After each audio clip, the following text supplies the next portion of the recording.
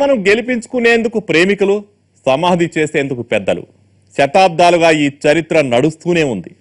తరాలు మారుతున్న యువతీ యువకులు ప్రేమలో పడుతూనే ఉన్నారు. ప్రేమ బంధాన్ని పటిష్టం చేస్తూనే ఉన్నారు. ఎలా పుడుతుందో తెలియదు. రాజును పేదను కలుపుతుంది. కులం మతం లేదు. ఆస్తి అంతస్తు చూడదు. కత్తికి లొంగదు. బాంబులకు భయపడదు. ప్రేమలో ఉన్న బలమే ప్రేమికులకు ధైర్యాన్ని ఇస్తోంది. ప్రాణాలకు తెగించేలా చేస్తోంది. పెద్దల్ని ఎదిరించిన ఓ ప్రేమ జంటకు ఎలాంటి పరిస్థితులు ఎదురయ్యాయన్నదే ఇవాల్టి క్రైమ్ ఫ్యాక్టర్.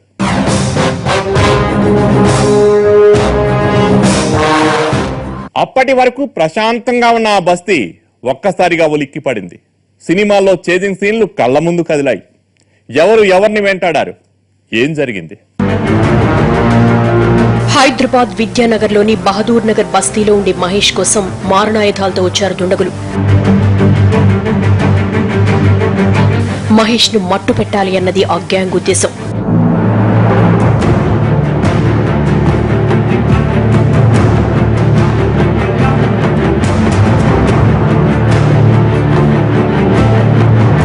వాళ్ళని చూడగానే మహేష్ తండ్రి రాములు, తల్లి సీతమ్మ భయంతో కంపించిపోయారు.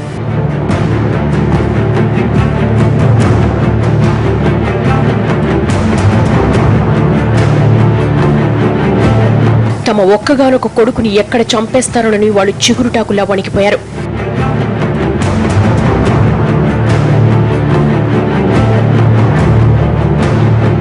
ఇంట్లోంచి వాళ్ళని చూసిన మహేష్ వెంటనే ఆ నిర్ణయం తీసుకున్నాడు.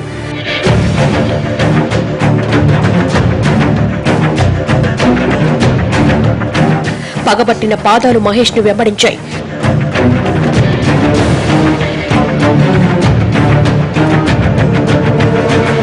బుసకొట్టిన మారణాయుధాలు అతని రక్తం కోసం తప్పించాయి. ప్రాణాలు అరిచేతుల్లో పెట్టుకుని మహేష్ పరుగులు తీశాడు.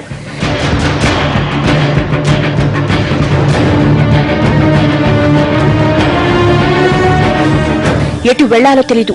ఎక్కడ దాక్కున్నా ప్రాణాలు దక్కుతాయన్న గ్యారంటీ లేదు. ఎందుకంటే బహదూర్ నగర్ బస్తీలో అణువణువు దుండగులకు తెలుసు. ఆ బస్తీలో వాళ్ల మాటకు తిరుగులేదు. అది వాళ్ల అడ్డా. దిక్కుతోచని మహేష్ ఊపిరాగిపోయేలా పరుగులు తీస్తూనే ఉన్నాడు.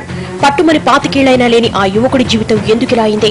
ఏం జరిగిందో తెలియాలంటే మనం 5 ఏళ్లు వెనక్కి వెళ్లాలి.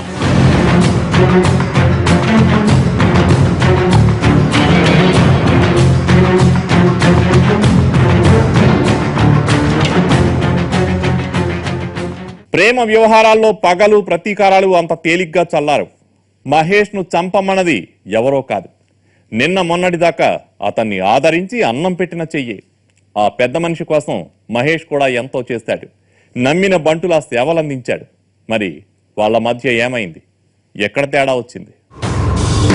ఈయన శ్రీనివాస్. హైదరాబాద్ హైదర్ బస్తీలో పేరున్న రాజకీయ నాయకుడు.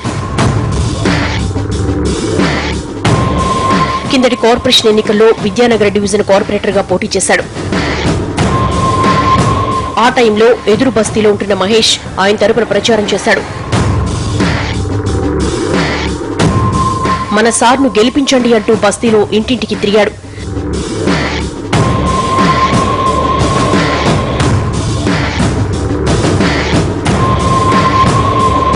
కార్పొరేషన్ ఎన్నికల తర్వాత శ్రీనివాస్ తనకేదైనా దారి చూపిస్తాడు అన్నది మహేష్ ఆశ. అందుకే ఎన్నికలప్పుడు అతని వెంట నీడలా తిరిగాడు.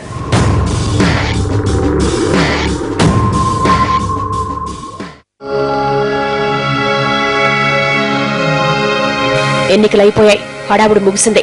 శ్రీనివాస్ ను కలవాలని, తన ఉద్యోగం గురించి గుర్తు చేయాలని మహేష్ అనుకున్నాడు.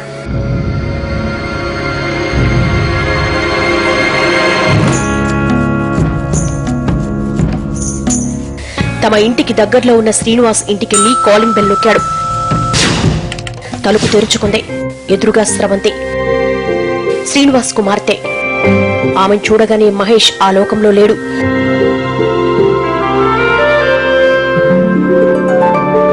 వచ్చిన పని మర్చిపోయాడు. వెంటనే తేరుకుని సారున్నాడా అని అడిగాడు.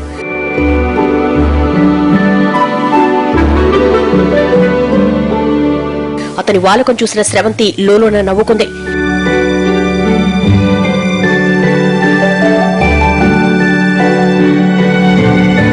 మీకోసం ఎవరో వచ్చారని తండ్రికి చెప్పింది.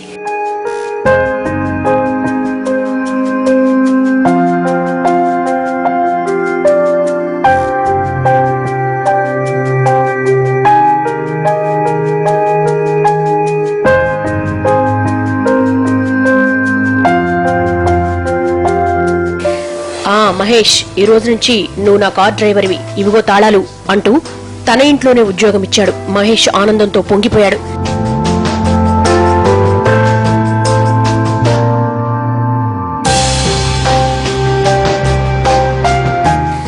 నేను చెప్పలా, శ్రీనివాస్ సార్ మాట నిలబెట్టుకుంటాడు, నాకు ఉద్యోగం ఇచ్చాడు అని తన తల్లిదండ్రులకు చెప్పి ఆనందించాడు.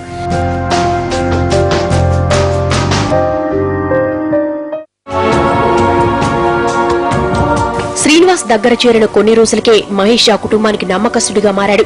అందరి అభిమానాన్ని పొందాడు.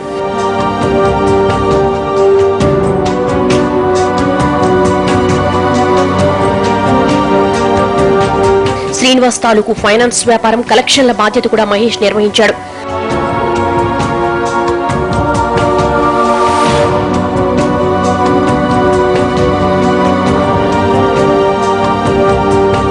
మహేష్ పై బాగా నమ్మకం పెంచుకున్న శ్రీనివాస్ వయసొచ్చిన తన కూతుర్ని షాపింగ్ కి తీసుకెళ్లమని అతనితో పంపించేవాడు.